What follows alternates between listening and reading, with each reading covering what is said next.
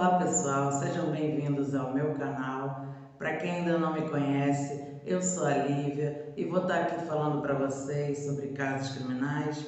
Então quem curte esse tipo de conteúdo, se inscreve para dar aquela força, deixa o like, ativa o sininho de notificação e deixa um comentário. E agora vamos para o caso de hoje. Marcelo Costa de Andrade nasceu no dia 2 de janeiro de 1967, no Rio de Janeiro. Marcelo viveu parte da sua infância na favela da Rocinha e ele morava com a sua mãe, com o seu pai e com os seus irmãos. A mãe de Marcelo era empregada doméstica e o seu pai trabalhava como balconista em um bar. Porém, sua infância foi muito problemática, pois o pai de Marcelo era alcoólatra e quando ele chegava em casa, ele espancava a mãe dele. Então ele cresceu, nesse lar assim. Quando Marcelo tinha 5 anos de idade, a sua mãe decidiu mandar ele para ir morar com a sua avó, que era no Ceará. Então Marcelo começou a viver com os avós, porém o avô dele era muito rígido e ele sofria muitos maus tratos desse avô. A mãe de Marcelo se separou do seu pai e quando Marcelo estava com 10 anos de idade, ela foi até o Ceará para poder pegar ele de volta para o Rio. Mas aí ela tinha outro companheiro e o pai dele também tinha uma outra companheira.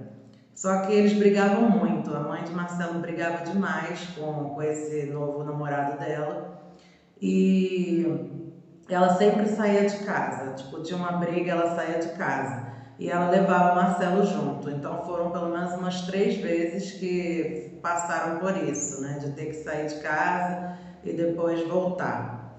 E aí a mãe dele, como estava trabalhando, arrumou um emprego de empregada doméstica numa casa fixa para ela ter que morar na casa, ela falou para o Marcelo ir morar com o pai dele.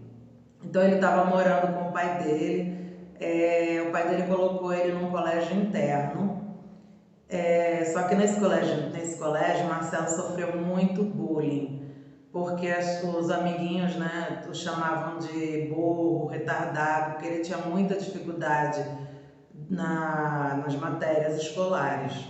Aos 14 anos ele foi mandado embora desse internato, porque só aceitavam lá crianças de 6 a 14 anos. Então, como ele estava com 14, ele teve que ser mandado embora. Foi então que o Marcelo começou a ir para a rua, ele começou a ganhar as ruas, Então ele ficava perambulando pela rua, pedindo esmola. E aí Marcelo foi abusado sexualmente por um homem mais velho. E aí com isso ele começou a se prostituir. Então ele ficava pela rua e se prostituindo. E segundo Marcelo relatou, ele era sempre o ativo da relação. Só que uma vez um homem o obrigou a ser passivo. E isso deixou ele bastante perturbado com essa situação, que ele até tentou cometer um suicídio. Aos 16 anos, Marcelo conheceu Antônio Batista, que era um porteiro, e Antônio chamou ele para morar com ele. Ele foi e Antônio sustentava Marcelo, mas mesmo assim ele continuava fazendo os programas, Antônio apresentou para ele a Igreja Universal do Reino de Deus e Marcelo começou a frequentar assiduamente os cultos. E num desses cultos, o pastor falou que as crianças, quando morrem, viram anjos e vão para o céu. E falou que o sangue das crianças era puro. E Marcelo ficou com aquilo na mente, Então ele, sempre estava frequentando os cultos, ele, quando não estava vendo presencialmente, ele ficava assistindo na televisão que passava, sempre acompanhando. Um tempo depois, Marcelo se separou e ele voltou a morar na casa da mãe. Mas aí ele parou de se prostituir e arrumou um emprego, que ele entregava folhetos, para as pessoas na rua, Esse emprego era em Copacabana. E aí ele começou a trabalhar e estava ajudando até a mãe com as contas da casa, né, com os afazeres domésticos. Mas segundo os relatos da mãe de Marcelo, ela fala que ele, do nada, começava a dar umas gargalhadas assim, sem ter motivo nenhum.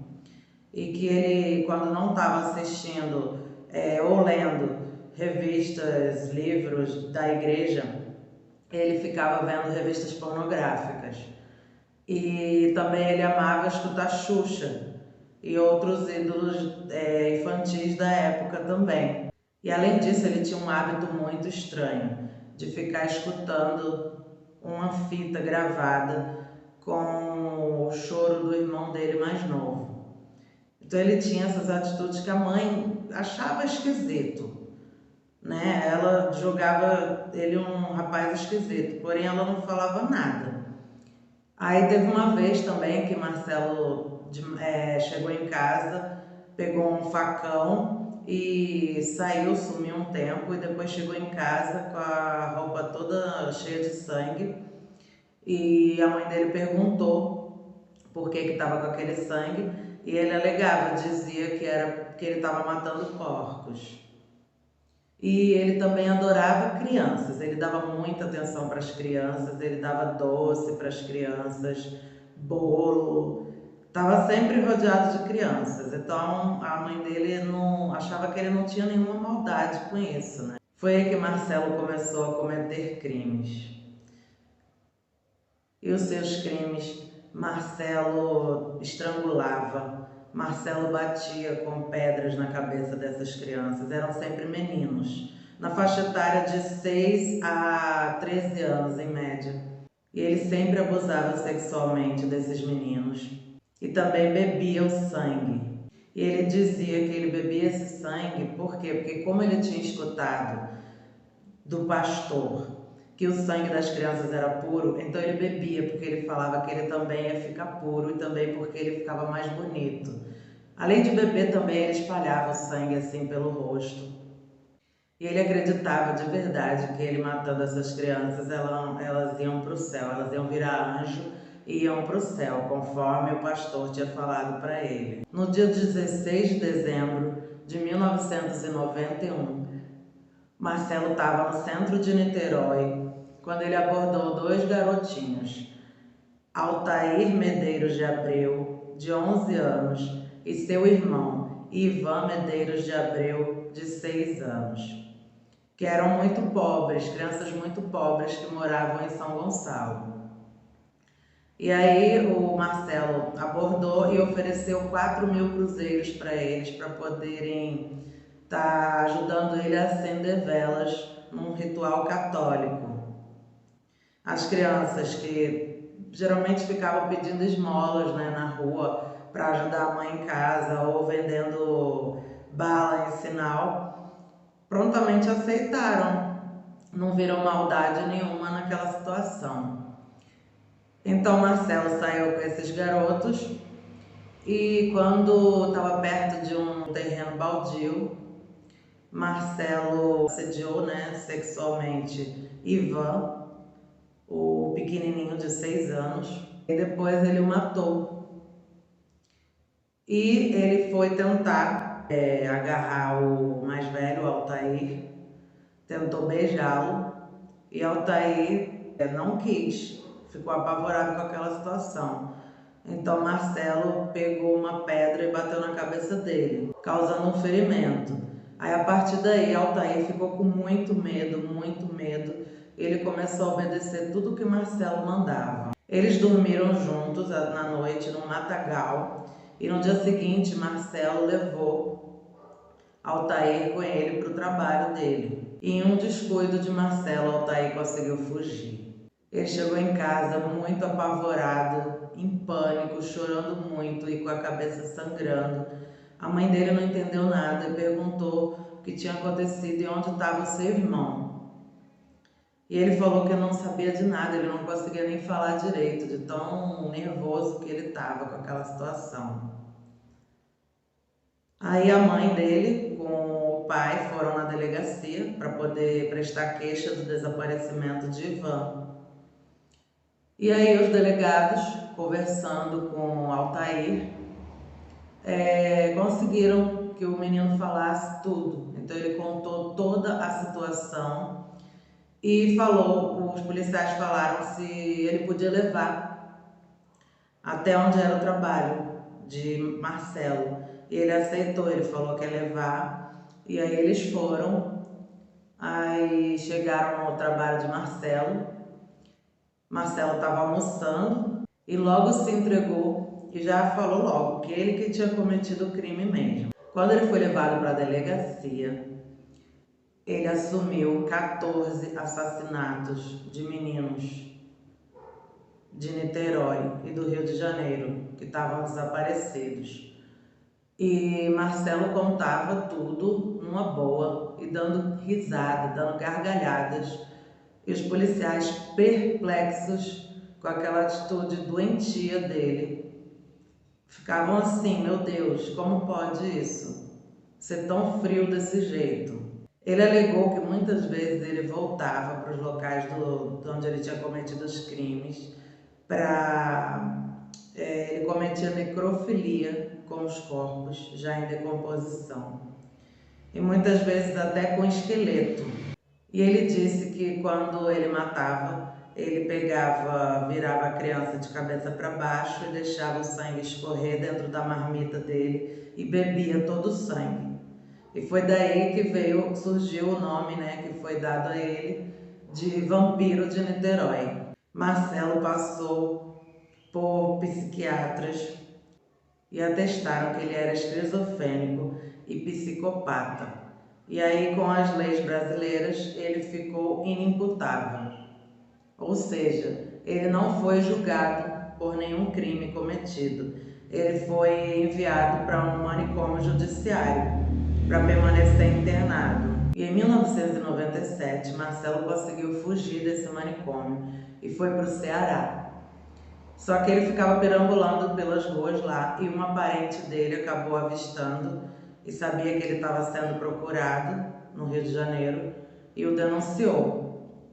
Então a polícia conseguiu capturá-lo e ele voltou pro hospital psiquiátrico Henrique Roxo, onde ele está até os dias atuais. De 3 em 3 anos ele tem que passar por uma avaliação psiquiátrica para poder eles estarem avaliando se ele tem condições de estar voltando para o convívio com a sociedade, né? Só que os próprios psiquiatras falam que isso praticamente nunca vai acontecer. Por quê? Porque o comportamento de Marcelo, ele fala para todo mundo lá no manicômio que se gabando dos crimes. E ele meio que vive fora da realidade, assim, ele parece que não entende assim muito bem o que ele fez, né? Porque ele acha que tranquilo, que ele matou as crianças foram para o céu, viraram anjo e tá tudo certo. E hoje Marcelo já está com 54 anos, na época do crime que ele cometeu, dos crimes, né, que ele cometeu, ele tinha 24 anos. Bom, gente, esse foi o nosso caso de hoje. Espero que vocês tenham gostado, né? E assim, a minha opinião sobre esse caso do Marcelo é porque assim, a mãe dele alega, como eu falei no vídeo, né, que a mãe alega que ele tinha esses comportamentos bizarros, que ele dava as gargalhadas, que ele tinha um comportamento super infantil, que gostava de dar doce para as crianças, saía de casa com um facão e voltava todo ensanguentado. Então, a mãe sabia que ele era perturbado mentalmente, né? Então, acho que assim, a mãe deveria ter levado ele para um psiquiatra, sabe? Para ele ter sido diagnosticado muito antes, assim. Às vezes, até, poderia ter sido internado e nenhum desses crimes haveriam sido cometidos. É o que eu penso, assim. Não que ela tenha culpa, ela não tem culpa, infelizmente. Ela deu à luz a um monstro, porque para mim o Marcelo é um monstro, né? Até o próximo vídeo, fiquem com Deus. Tchau!